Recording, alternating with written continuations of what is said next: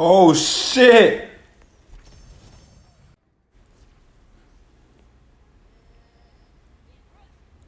Alright, let's get all our Hydras out so we can get as many stacks as Faithful Thralls as possible. Get that damage up. Call an action skill. Get all our enchantments up. Holy shit. Absolutely melted, boy. Woo! What's going on, guys? It's your boy Scarce Soldier back with another Wonderlands video, and in today's video we have an epic build to show you guys. This is a combination of GraveBorn and SpellShot, so let's get right into it. So for companion build 3.0, we're going to be doing a lot more damage than 2.0, so make sure you guys give this build a try, and we are going to give you the full breakdown in this video. So for starters, we're going to be showing you the weapons that we use. And the only weapon we pretty much use is this one right here, the Fear Not of the Champion. This is the best pistol in the game, and not to mention the fact that we have the one that transforms into pixies, and we want the one with pixies because this is what this build is surrounded by. That is why we are using SpellShot. I will explain a little later, but basically pixies do spell damage, so with SpellShot we're getting more spell damage bonuses by speccing into his tree, and that is why we decided to use SpellShot. So this is the weapon you need. For the actual melee weapon, we like to use 3 different ones. We like to use the snake stick because we actually spawn some hydras. We also like to use the pickaxe because, again, this is good for cooldown rate of our action skill, spell cooldown, and all that other stuff. This is actually one of my favorite melee weapons for all those perks that we get. And then we have the frying pan, but the reason why I'm using the frying pan is because I was able to roll this enchantment on it, and we'll talk about enchantments in a second. For the rings, we have double mood rings, we have companion damage and companion damage, and while ward is not full, effects are increased, so this is going to double our top damage. Therefore, we're getting 40% companion damage on this one and 40 here, which means we're getting a total of 80% companion damage with our 2 rings, which is great. For the shields, I do recommend you guys choose between 2 types of shields. You can either use the Curse Wit, because with SpellShot, you can kind of cut out your shield regeneration, meaning you can keep your shield at depleted mode. Therefore, you will be constantly getting that 100% potential increased damage the closer you are to enemies. And also for the Master Ruin, you're getting a base increase in companion damage by 25%. So that's always constant, which is actually really good as well. So it's up to you what you want to do, but both shields are very, very good. Moving on, for the other piece of gear, we have the head of the snake, but this is not my main one. I do like to use the ghost light. However, the Warlock's head of the snake, with that little bottom bonus you see at the bottom, killing enemies extends the duration of your Hydra companions by 30%. This is absolutely amazing for stacking Faithful Thralls because basically you can hold your stacks because your companions last forever. Every time you spawn a new one, you can keep them active as long as you're killing things. And let me tell you, you're always killing things between you, your pixies, your dark hydras. Everything is dying, so you can keep up 10 stacks of Faithful Thralls for the whole duration of the battle, and that's going to be really good. And with the ghost lights, if you choose to use this one, you're converting all your damage that you do to dark magic, and also enemies take 20% increased dark magic for 6 seconds when they take damage from your companions. So this is also very powerful. So it depends what you want to do. Do you want to stack Faithful Thralls as high and as long as possible, or do you just want to always just do a constant amount of damage with dark? That's up to you. So both are very good. Moving on, we have the necklace. The necklace we are using is this one right here. We have dark magic, GraveBorn power, and of course the bottom bonus is also very important. Whenever the Fate Maker kills an enemy, companion damage is increased by 20% for 15 seconds, and this effect stacks up to 5 times. So again, another way to get a ton of companion damage, which is what we want because our pixies also benefit from this, as well as our dark hydras, and the next thing, which is going to be our spell. This is my baby right here. I love this spell, and if you guys read down below, it is amazing. So the spell is called Inspiring Devouring Hydra, and basically what this thing does is it summons a Hydra companion that will spawn another Hydra companion whenever an enemy damaged by it is killed. So what is going to happen is, as long as this particular Hydra, when you spawn it, as long as this Hydra damages an enemy, if you kill that enemy that this Hydra damaged, it's going to spawn another Hydra. So this spell can always last forever. Plus we have 3 spell charges, not to mention it lasts for 6 seconds.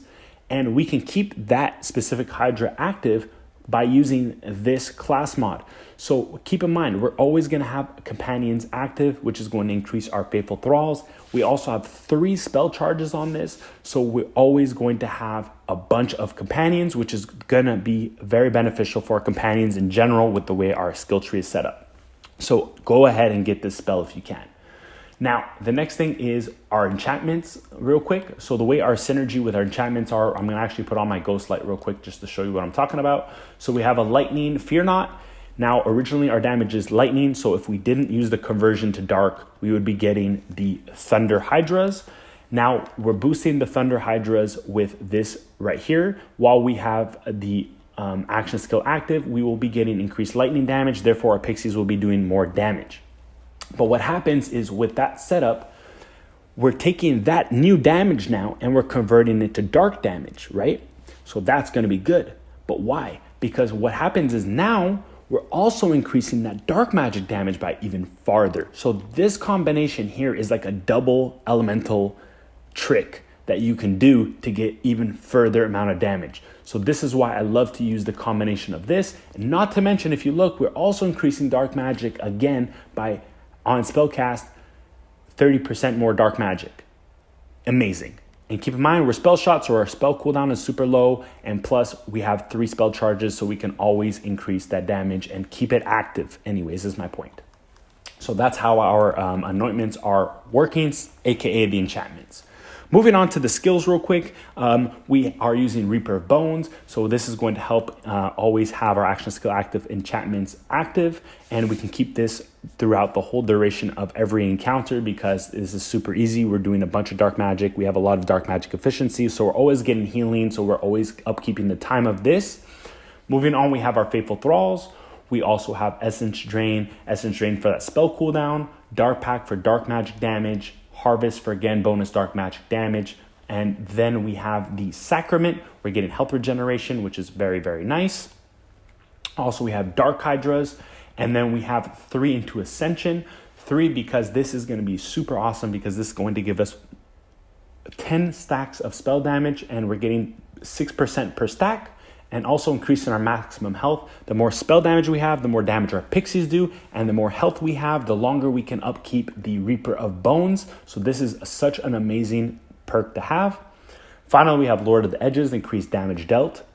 We also have Blast Gas because basically whenever our pixies, which they do spell damage, they will have a chance to proc Blast Gas as well. So our pixies can proc this, which is very powerful, which is more damage. We have the Capstone, which anytime we cast a spell, we will activate all our kill skills, which is just great for that initial damage buff right off the rip into a boss battle.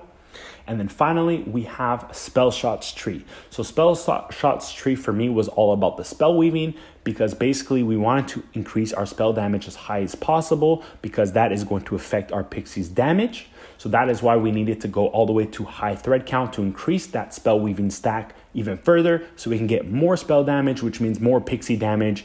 And with the combination of all the companion damage we're doing through our rings, through our enchantments and everything, this is going to be super powerful combination.